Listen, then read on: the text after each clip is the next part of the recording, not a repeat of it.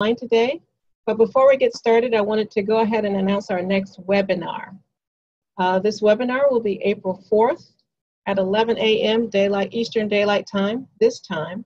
And this is when Dr. Holly Falk-Krasinski will talk on the topic of gender and team science.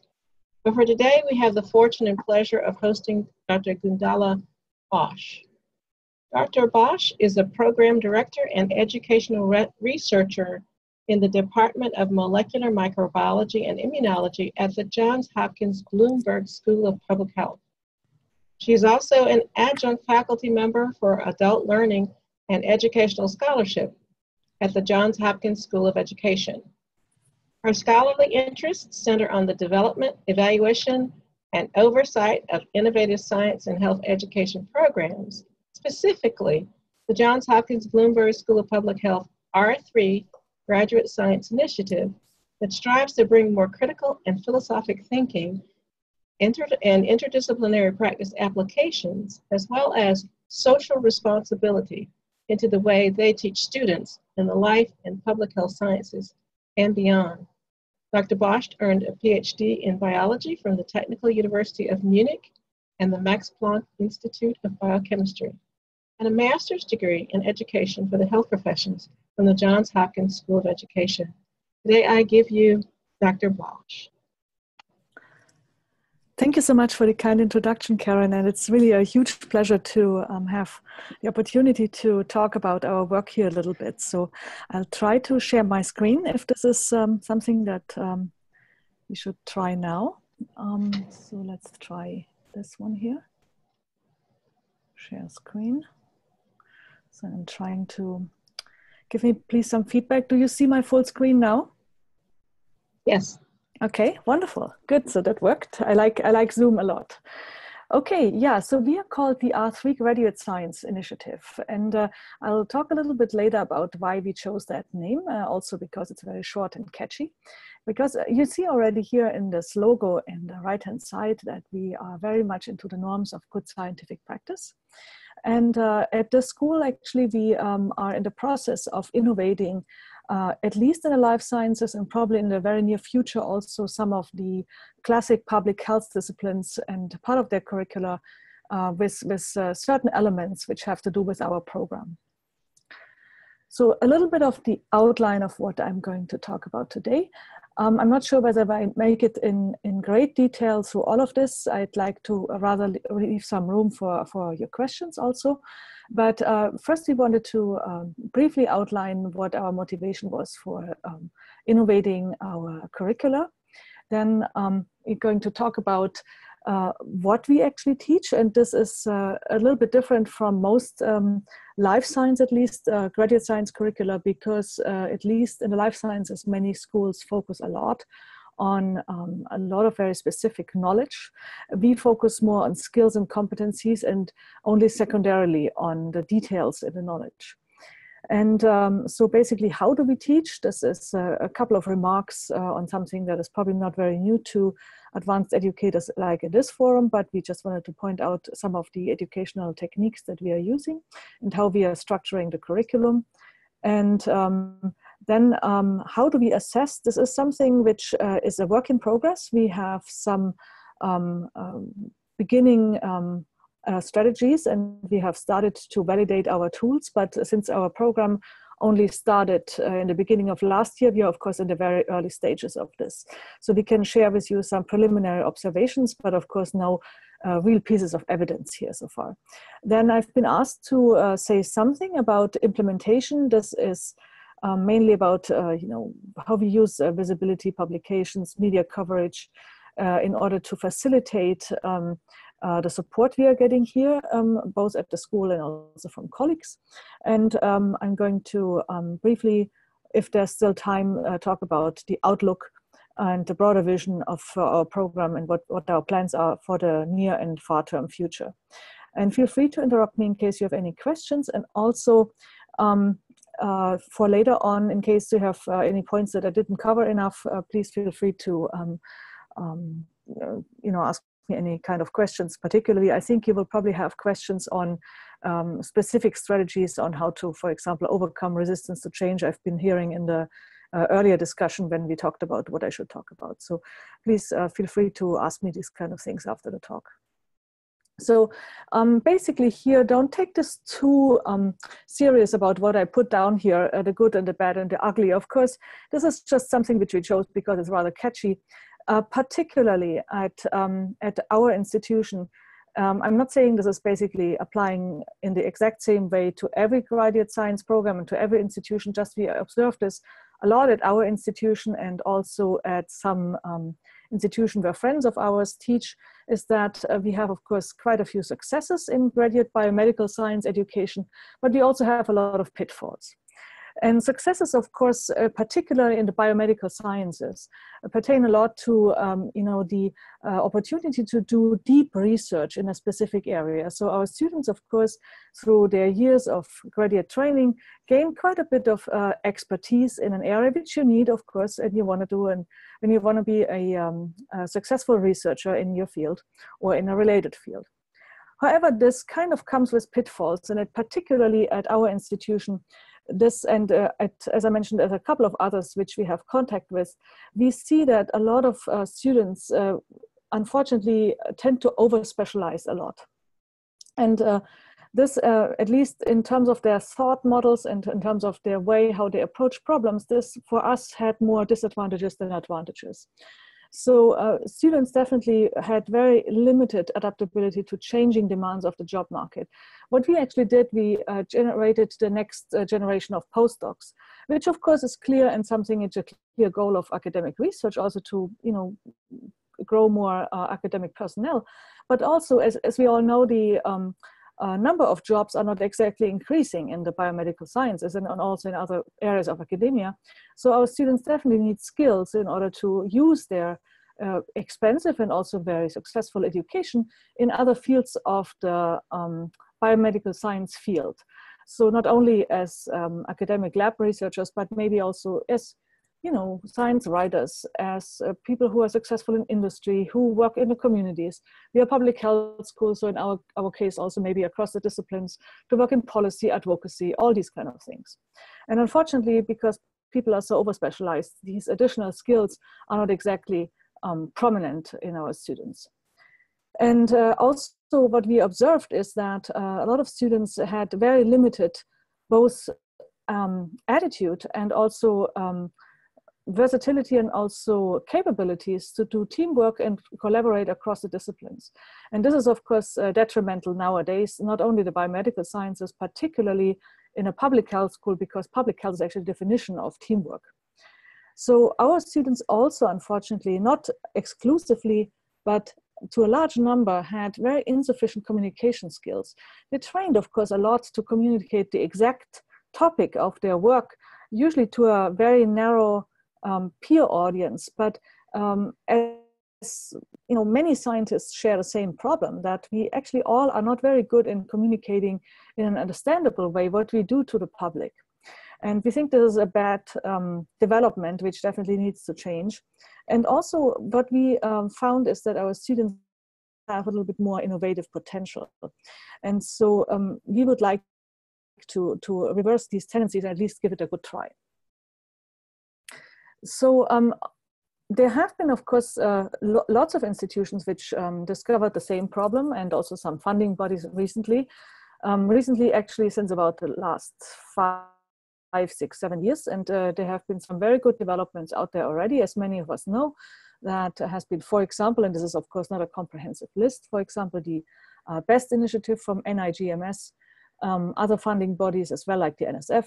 And there have been some very good developments because of that already in place. So for example, a lot of students, institutions actually have some very good pipeline and other build-up programs for building infrastructure, for example, for consultation and allowing students to gain experiences in more diverse job options for young science practitioners.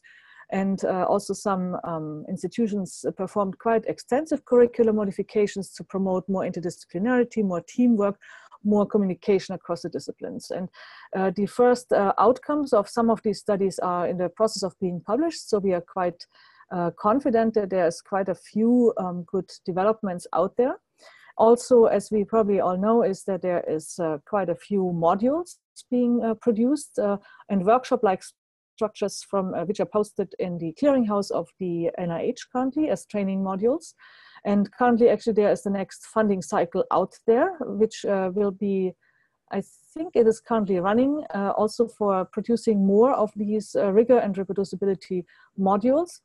And there's a couple of institutions which have produced addendums to existing curricula. There's the big nature resource connection and collection out there for reproducibility. And there's, of course, multiple workshops and webinars out there. So mainly from professional societies. So there is a lot of very good developments. However, at least for our needs and for the needs of a couple of institutions which we are in communication with, we found that this is not enough. So we have a lot of good resources which are out there, but just having them out there didn't really cut it for us. So our students definitely needed more. And what we found in communication with a lot of our students and also with this communication with educators, and also by just observing how our students behaved, how they felt, and how their learning behavior changed, is that our students were absolutely overstuffed with a lot of detailed subject matter knowledge. And unfortunately, because the curriculum was so dense, and still is actually, we have the problem that our students tend to just be, open containers at some point, full containers, but at the end there's no room for thinking. And as Einstein said, education is simply not the learning of facts, but it's the training of the mind. And so we don't leave any room for our students to train the mind. And so we'd like to change that. And so basically, how does this look like in our R3 program? So what we are doing with our change is that we provide more room for formalized training in rigorous research design and conduct across the life and health science disciplines, because this is currently the mix of disciplines that we find here in this house. Then we'd like to create more time for critical reflection, significantly more time, more making connections, more creativity and self-directed exploration, and in short, thinking outside of the box and thinking in an interdisciplinary manner. And then also put a greater emphasis on really and truly enabling and sustained practice applicable skills. And we do this in a very practice applicable manner. So teaching like science like we do science. This is actually an expression which was coined by the Biophysical Society by a certain way of teaching science mainly on the undergraduate level, but you can definitely apply this to all sorts of different levels and disciplines. And at the end, we would like our students to see the scientific process not embellished, just as it is, right? With all the blunders and errors and the limits of epistemology, but leaving room for the fun side in science. And, when you only teach about the scientific errors that are out there, the students will somehow lose faith into how, that science can bring about anything good. So definitely need to put a lot of room into your curriculum for the fun side in science. And so basically, we like Richard Feynman a lot, which you see here on a photo from the vast Caltech archives. And he already said that students should be trained to think like scientists and be open-minded, curious, and especially to doubt. And this is something which we are trying to live in our curriculum. So, of course, I have already given it away so that, about the 3 R's, what they mean. Rigor, reproducibility, and responsibility are the cornerstones or the norms of good scientific practice, which we try to build our curriculum on. And basically, how does this look like when we try to implement this in terms of the competencies? When we started thinking about this early, and I should perhaps now, this is a good time to reveal why I always say we. So of course, not only me in this process. We have basically a very close teamwork with the chair of my department. This is Arturo Casadeval, who is actually also the founder of the entire idea of this overall curriculum and the overall idea of basing the entire curriculum on the competencies that grow from the 3 R's of good scientific practice. You see here the references below. He has been using about an educational concept based on this with his with his good friend Ferik Fang for quite some years. So they have published extensively about this. And when Arturo actually came into our department in early 2015, when he became chair here, he immediately started to look for people who would, join him on this journey. And I happened to be the lucky person who was installed for the program directorship to both make the program and direct the program. And so he actually, together with Ferik Fang, produced this nice Pentateuch here on the right-hand side about this concept, excuse me, what scientific rigor actually is. It turned out that the NIH had put out guidelines on their webpage about scientific rigor and rigorous conduct of research, but they didn't really define what scientific rigor meant and what the components were. And they put out this nice suggestion here, which essentially is a competency-based model, so that scientific rigor or conducting research in a rigorous manner would encompass that you were able to apply logic and also find out about logical fallacies, that you are able to design experiments in a redundant manner, that you are able to figure out errors in science and in scientific practice, that you have a good knowledge and good application skills of probability and statistics. And the blue one on the bottom is actually more a habit of mind and less of a competency. It's intellectual honesty. And basically the suggestion was, if these kind of 5 main components of scientific rigor were really applied and employed, then science would be simply conducted in a better way, and the chances for reproducibility would be higher, which at the end would result in your acting as a more responsible scientist. And so basically, in a nutshell, this is what we are trying to implement in our program. So this is essentially the R3 program in one page. So basically the skill and competencies, what do we want to have? We would, we do realize that when a student does well-mentored thesis over the years, then of course he or she learns all of these competency skills by doing science, right? What we try to do in our R3 program here at the school is that we provide more formalized instruction. So means for all students the same and not dependent on an individual mentorship model, while our students, of course, do their thesis and do get their mentors. But before they get into the lab, we would like our students to get a formalized education in these core competencies of good scientific practice. So thinking critically, creatively, and broadly. Then have a good grasp of epistemology, rigorous research designs, and these 3 R's of good scientific practice. Being able to apply logic, error analysis, and reasoning, good skills in math, stats, and programming. Then have good communication skills, both on the expert level and with the public. Then, of course, be firm in ethics, social responsibility. This is something which we put great value on, and teamwork. And then being able to think innovatively and across the disciplines outside of the box. And in order to be able to provide these formalized instruction models, we of course need to create room in the curriculum, because I mentioned earlier our curriculum is very full. So of course we're not putting this on top of the already full curriculum, but we create room in the curriculum for these type of courses and these instructional models. And I'll show you in a bit how we do that. And then we leave actually in this curriculum, we leave adequate room for some foundational knowledge courses. So we don't throw our students completely out there, into the ice cold water, but we also have some accreditation requirements, as every school, of course, and there will be room for some electives. However, our main focus is on the competency building courses, which are listed here on the top of the page.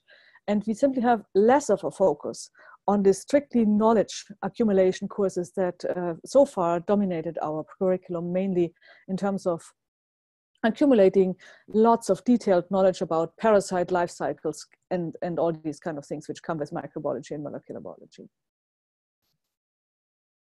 So this is, I'm not going to go through all of this. This is basically, you can, in case you're interested, this is published. So this is in a paper that Arturo Casadeval and I published at the end of last year in Bio.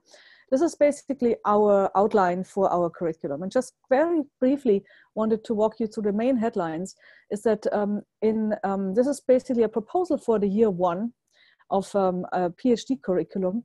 Our school doesn't have semesters, we have terms. And terms are about quarters, something like that.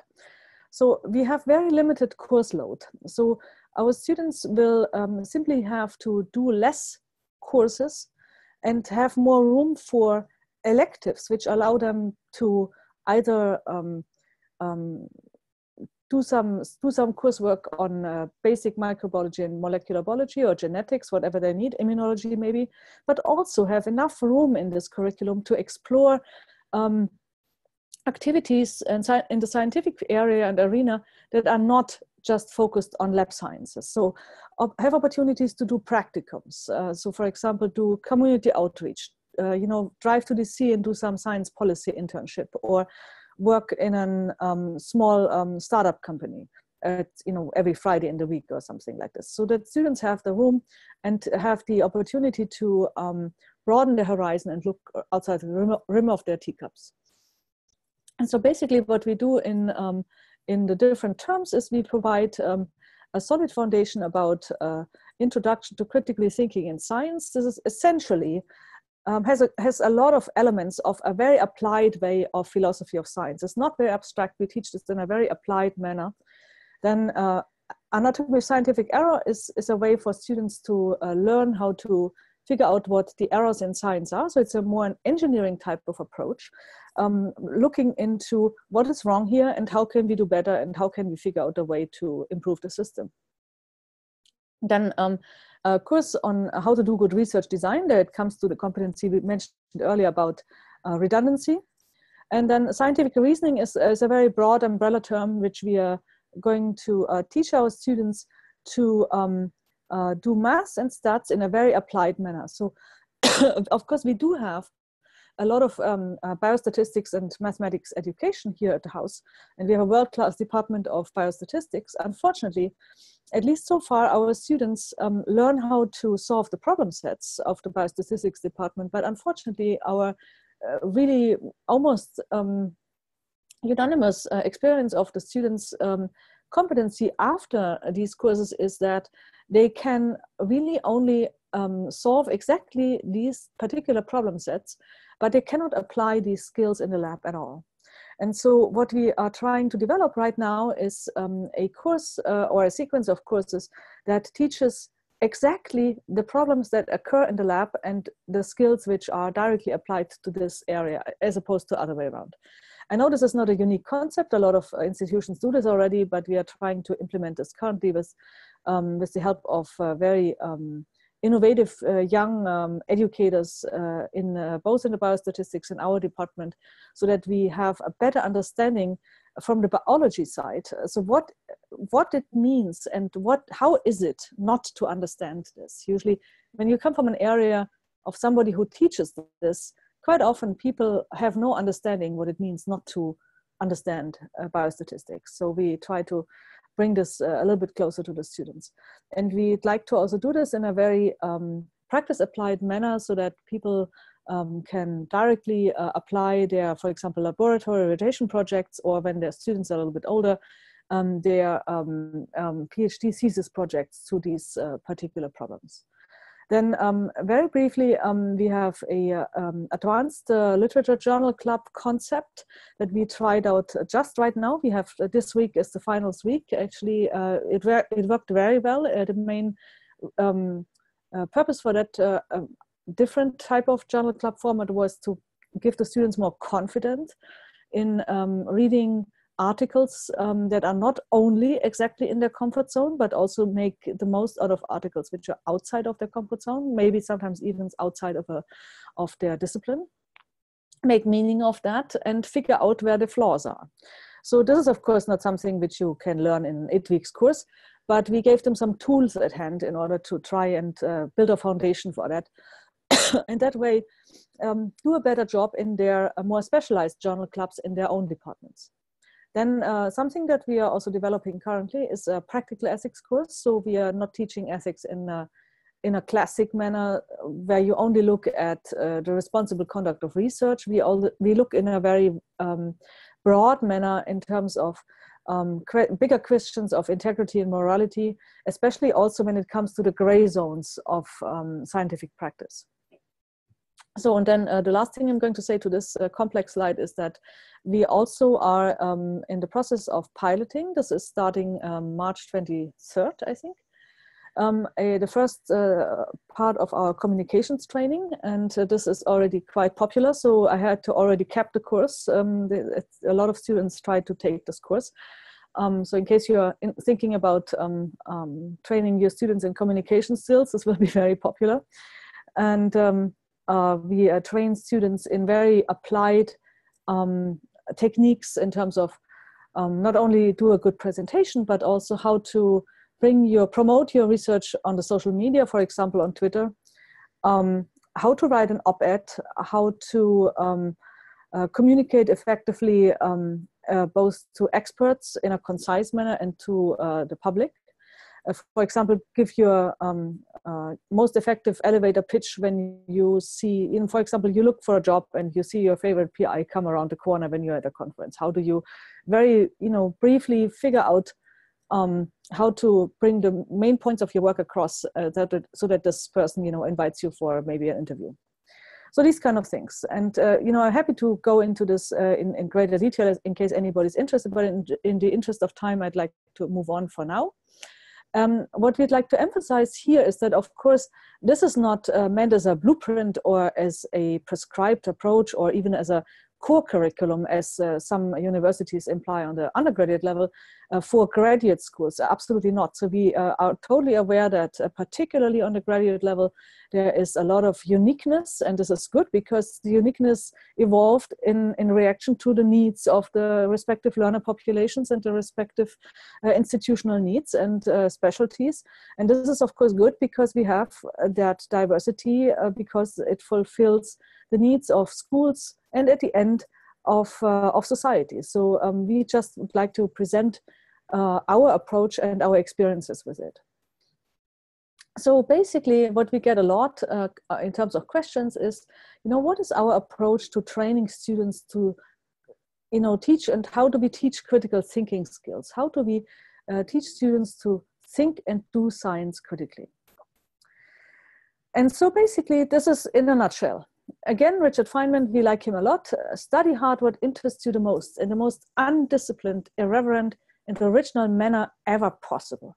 So he was that way. So this is the way how he taught. This is a picture here really shows it very nicely.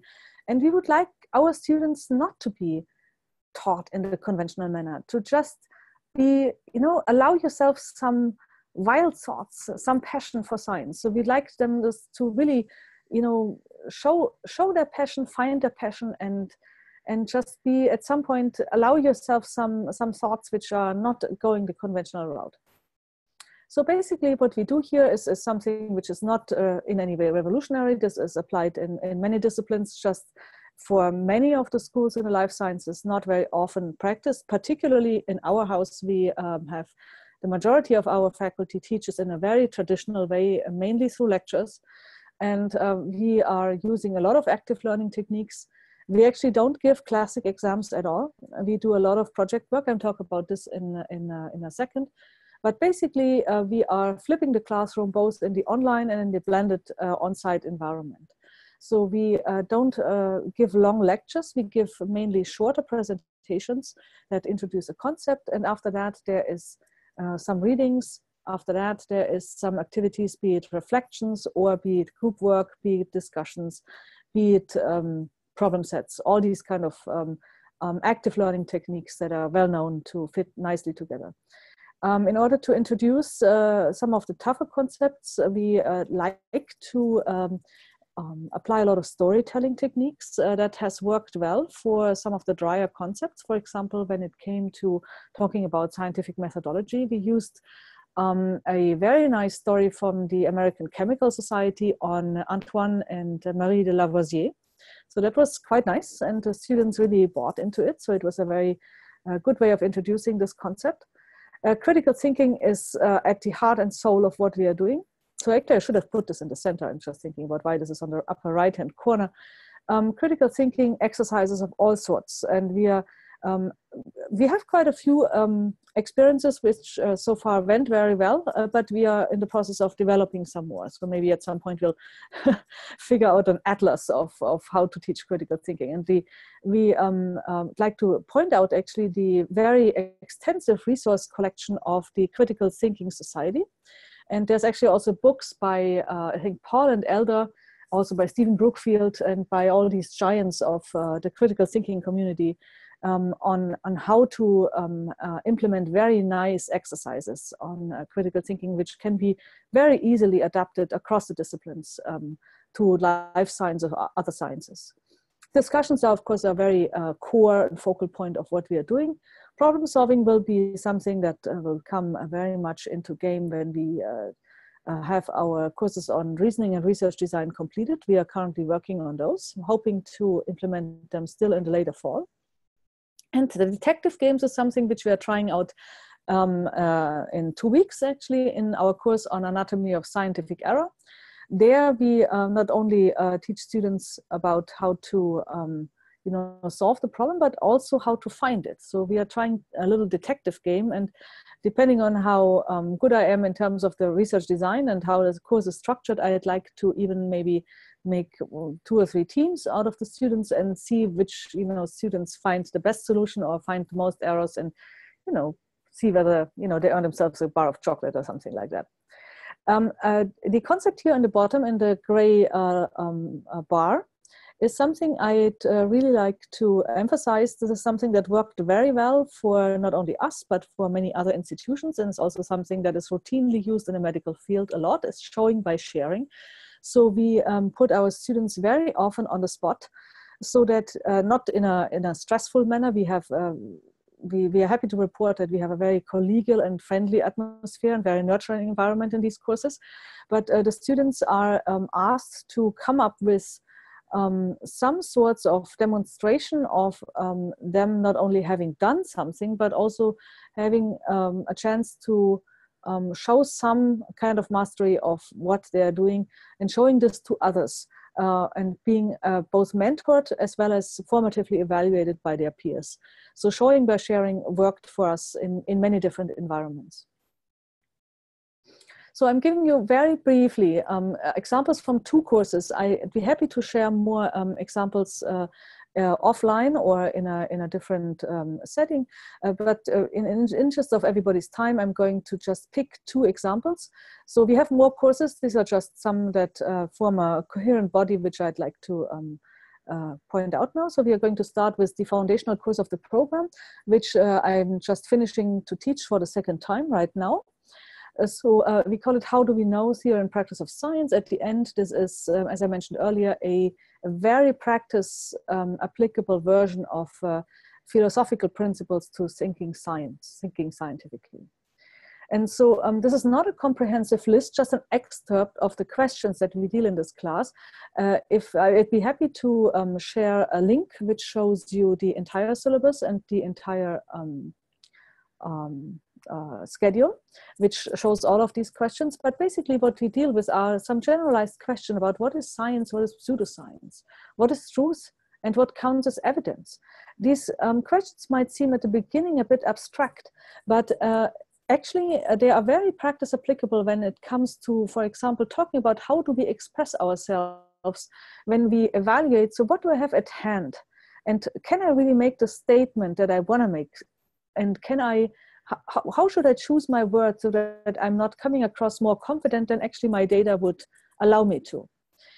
So this is quite important also in terms of dissecting the literature and kind of figuring out whether authors of a particular paper are making the right statements from the data they have available.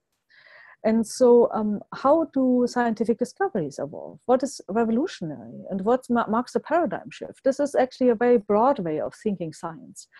It's a little bit more along the lines of Thomas Kuhn and his idea of a paradigm shift. but it takes into account a very broad way of looking into scientific developments. And why is this important? Mainly because our students just don't have any idea what it means to look outside of the rim of their teacup, and what it means in order to think about their work in a broader context, and even to grasp the significance of their work. So these kind of thinking exercises give our students an idea of where is their research in the broader context, not only in the field, but also with respect to adjacent fields. So it's very important to think that way and to train that type of thinking. Then the 3 R's, where do they play a role in scientific practice? Well, that's kind of obvious. So we can talk about, what kind of behaviors can lead to irreproducible science.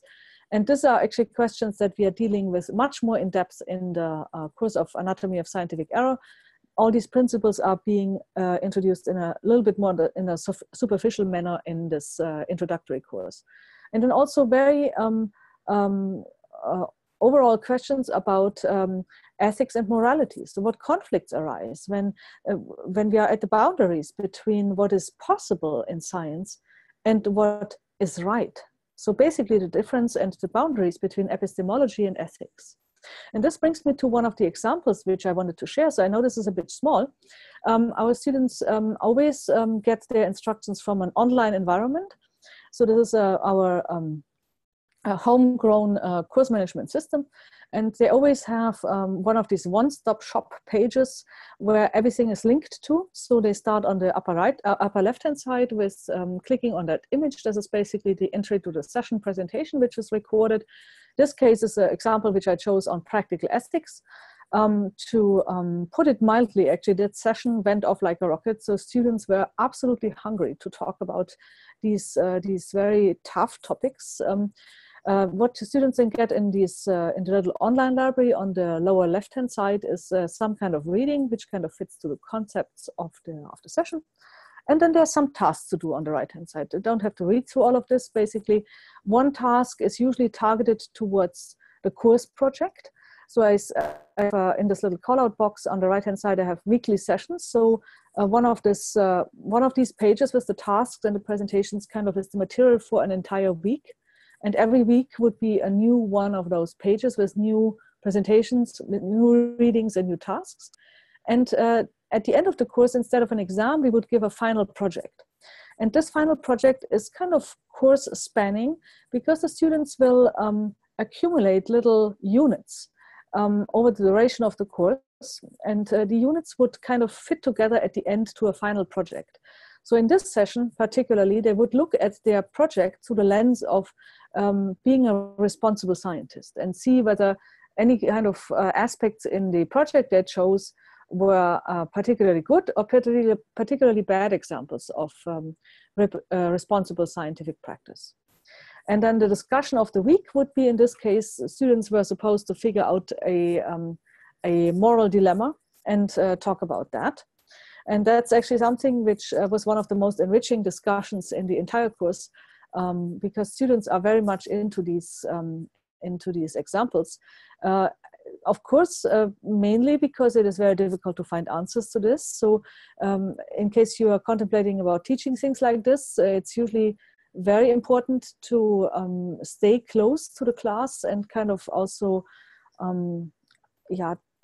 kind of accompany them through this very difficult terrain, because it could be that some students who are not so comfortable with living with ambiguities feel very insecure after sessions like this when it comes to figuring out that for moral dilemmas there is usually not really a black and white answer. And so it's also about giving the students a feeling that also in the sciences, of course, like everybody else in everybody else's life, there is situations where there will be ambiguities at the end, and there will be something that cannot be clarified. So, just to give you an idea about how one of these weekly sessions looks like. So one other example, and after that we have to move on to the remaining topics of the presentation. The course on Anatomy of Scientific Error, as I said earlier on, has a little bit of an engineering type approach. We look for the errors in science, and then we come up with troubleshooting or recommendations strategies on how to do science better. And this again, just a little excerpts of the question that we are dealing with. This is not comprehensive. Also here, I'm happy to share a link where you can see the entire course syllabus. We are dealing with, in a greater depth with rigor and reproducibility, quite significantly with questions of scientific integrity and errors and blunders and serendipity in discovery and innovation. And just giving a brief example about some of the questions that we deal with. So, for example, we have examples about cognitive biases and logical fallacies. So, for example, what we do here, this is something that was published in Nature, is that there are, for example, ways how many of us, if we don't have a second pair of eyes, who looks critically at the way how we, for example, collect data or analyze data, all the different cognitive and behavioral biases that we tend to apply subconsciously. So I'll let you go through this separately in the interest of time, because I want to also show you here one of the examples that we share in our course is that we have, for example, an example of an article from the New Yorker, which is referenced there on the bottom.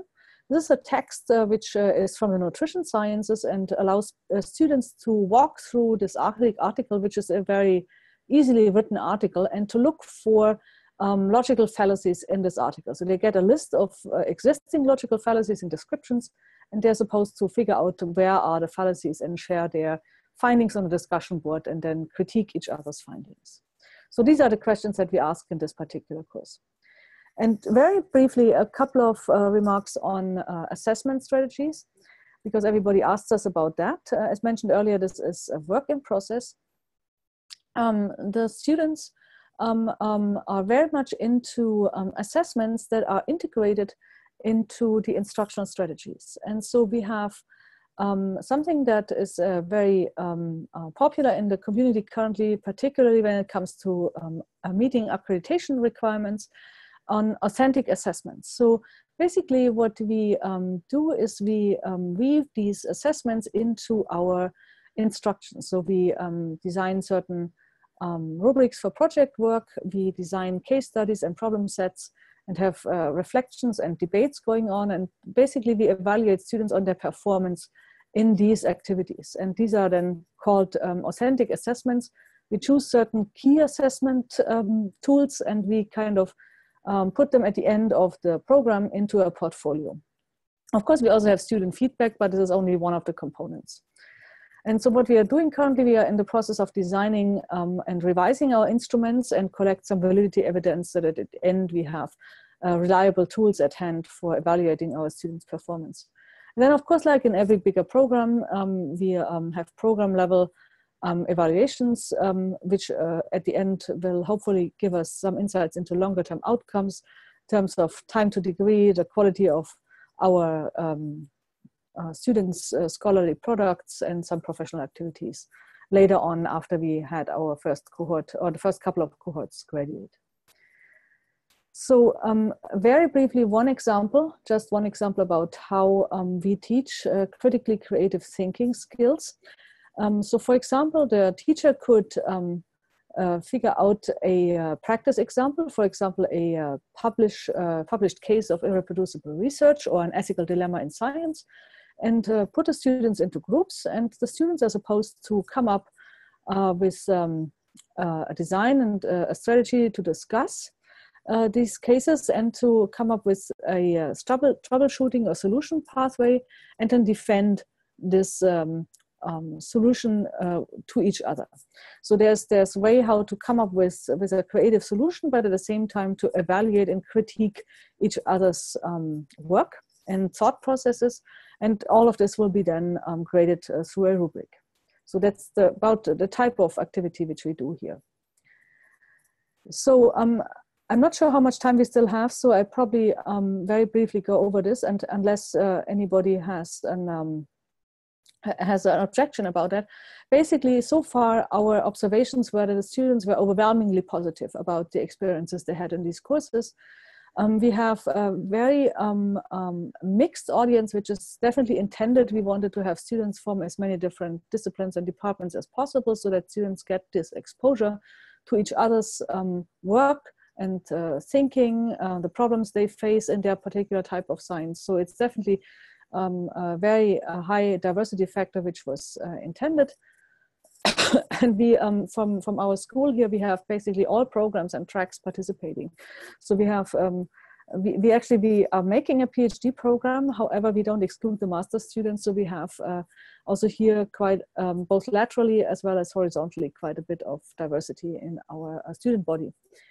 In terms of the faculty, somebody asked me to comment on potential hurdles and resistance to change. Of course, there is, when you make larger changes, there's always resistance to change. And there are some colleagues which are more on the fence and some colleagues which are a little bit more avant-garde. And basically, you know, what we did is for the faculty which were a bit more on the conservative side, we tended to stay in a very active dialogue, and the criticism of the colleagues was very valuable because it allowed us to view our own work and also the potential pitfalls of our work through a very critical lens, and instead of being carried away by enthusiasm and not looking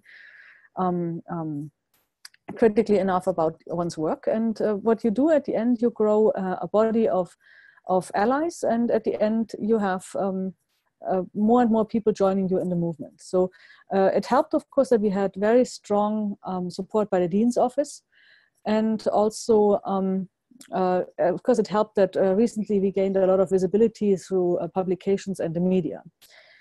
And so, yeah, at the end, we are currently a very popular program here at the school, and we are thinking about not only implementing our, at least elements of our curriculum, not only in the life sciences departments, but also in a modular fashion in various different modules and various different degrees, depending on where we see fit, in other health science and public health science disciplines here across campus.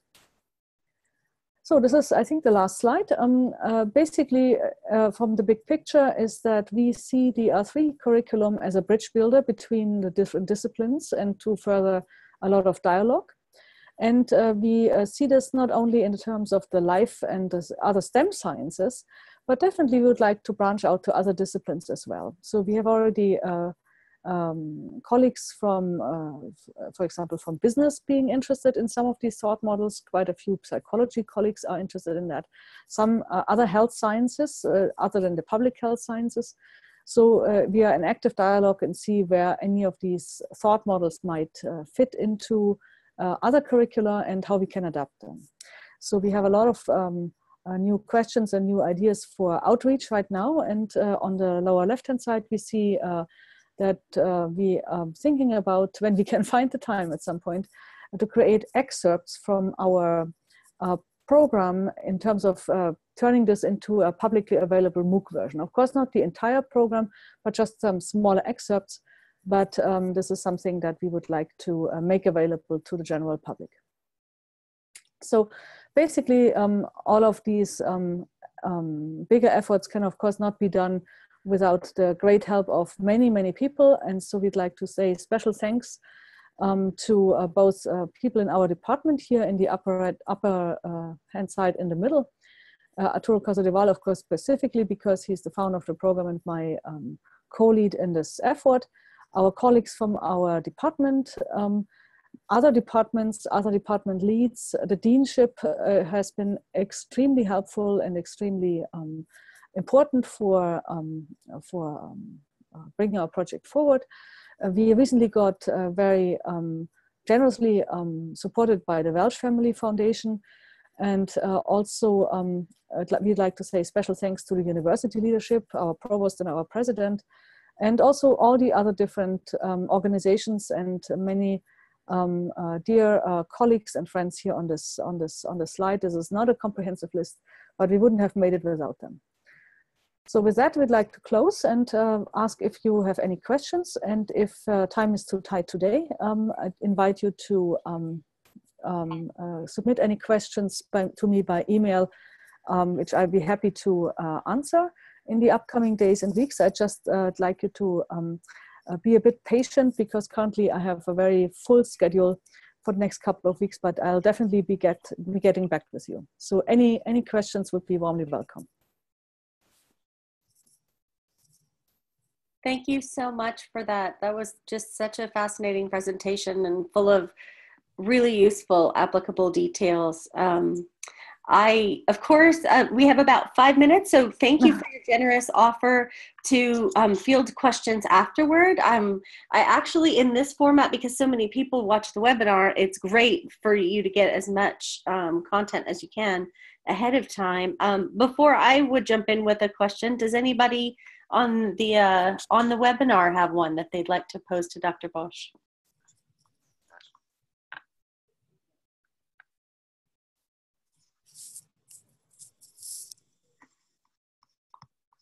Okay, then I won't feel too greedy asking you one.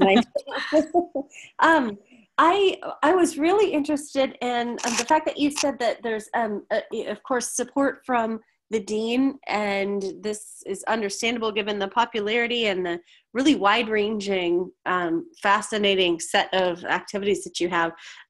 So I may follow up with some more questions by email, but one thing I wonder, just mechanically in how it all worked, did you have to prove yourselves and get one champion to fund this, and then your kind of preliminary data of having a popular set of courses gained you the dean's approval? Or could you speak to what was the process for gaining the support within the institution to fund you all? Yeah, that's a question which many people, of course, want to know, and this is, of course, one of the most important, because you can have as many nice plans as you want, and if there's no support, of course, they stay in the drawer, right? So we were extremely lucky, I must say, and this I basically attribute this to Arturus, the chair of the department's extreme ability to gain support. So he actually, as soon as basically he arrived here at the school, he came from Einstein College of Medicine actually to us in 2015. So he immediately basically installed himself in the dean's office. At that time, it was still Michael Clack, who was our 10th dean, and told him about his vision for graduate science education reform and how he wanted to do that. And well, I wasn't present at this particular conversation, but he managed to get support from the dean, both financially and organizationally, about 6 months after he arrived here already, which is quite remarkable.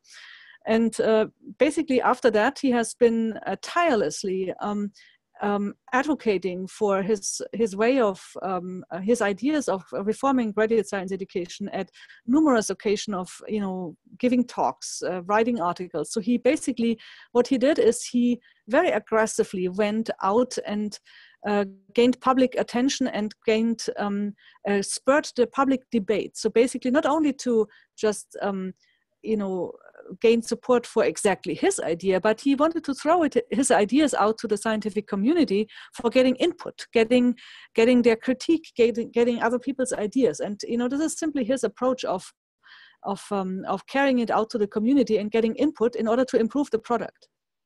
And so basically what you see in the publication as well as in the presentation today is, of course, not what we originally proposed. So this has molded after time, right? So we have been implementing a lot of people's feedback and advice and critique, some people's very harsh critique, and this is, it's absolutely legitimate because you introduce a major change and you want to, of course, hear people's opinions. And so you have to be basically open to a lot of people's input. You have to be aware that there's a lot of fears out there. Resistance to change usually has to do with a lot of fears. And you have to be able to meet them as compassionately and sensitively as you can. So basically the currency of coffee is very popular for me, right? So I spent endless hours in coffee shops because what worked for us not very well are these bigger town hall settings when you want to address change. When you want to make announcements, it's good when you just talk to a general audience. But if you want to address fears for change, town hall settings or faculty meetings can have their pitfalls because they usually have a very special dynamic. what usually works is you figure out, which colleagues have what kind of concerns, and you take them out either to lunch or to coffee. Create a certain comfort zone, and then simply listen, take everybody's fears for serious and everybody's concern for serious, and try to address them.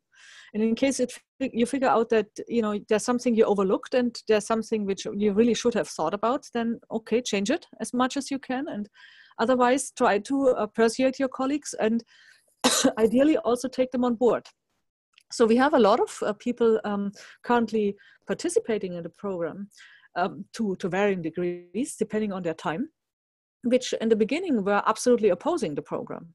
But now, after having seen it more and having been more involved in it, it's kind of, even if they are not, saying, okay, this is my dream, basically they would say, let's see what you're finding, right? And you said about figuring out and showing the first effectiveness. Well, for this is unfortunately a bit early in terms of really getting hard evidence, in terms of an educational evidence.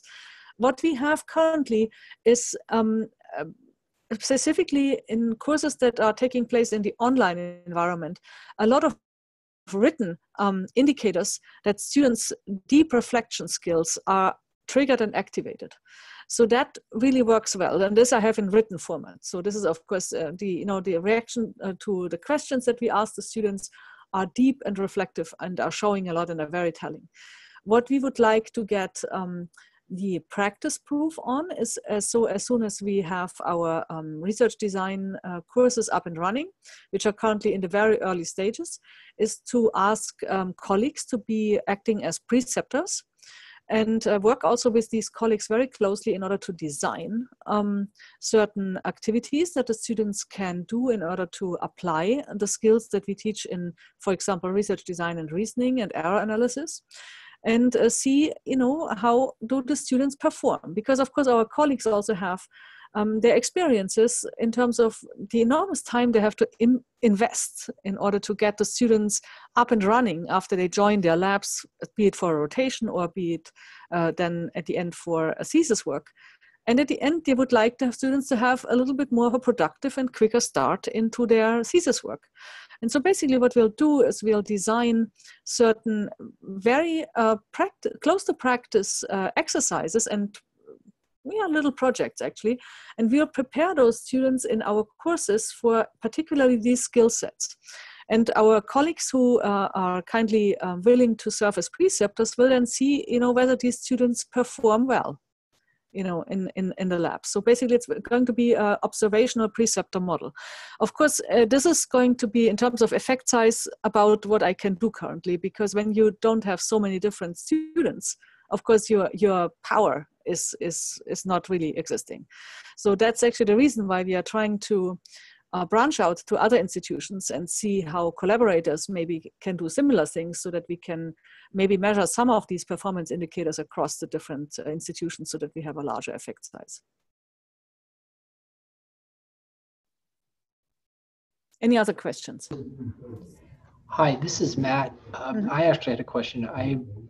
At the beginning of the webinar, you mentioned sort of the diverse, trying to look at the diverse options that are out there for scientific careers. Mm-hmm. And I'm wondering, I know you haven't gone through like your whole assessment process yet, perhaps, from what I could tell, but I'm wondering if you have any specific stories of people that are in this program and then they've seen, like you mentioned, businesses being interested in this program. Are there specific stories for those graduate students that don't end up in sort of the traditional academic role of how this has affected their careers? It is for us specifically a bit too early, because we only started in early 2016. So we don't have a particular example for that one yet. However, we are partnering with the School of Medicine, who has a similar concept in terms of one particular aspect of students, offering students an alternative to academic lab research. They have a partnership with MedImmune. So the School of Medicine is specifically having a partnership with a big biotech company here, which is residing between Baltimore and DC. And they actually have very good experience with that. Both that the students are very eager to try it out.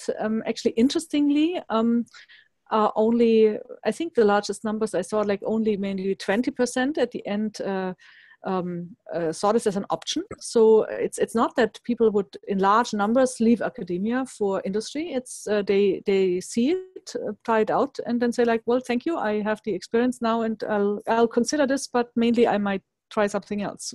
But they definitely appreciate having the option. And this particular program, so this something which is a very curriculum integrated option for students to have at least a very concrete other way of looking into applying their scientific skill sets, is both from the industry side, so from the employer side, as well as from the students, very well regarded. And this is only an example from our campus. I listed in one of the earlier slides, I listed a so-called BEST initiative, B-E-S-T.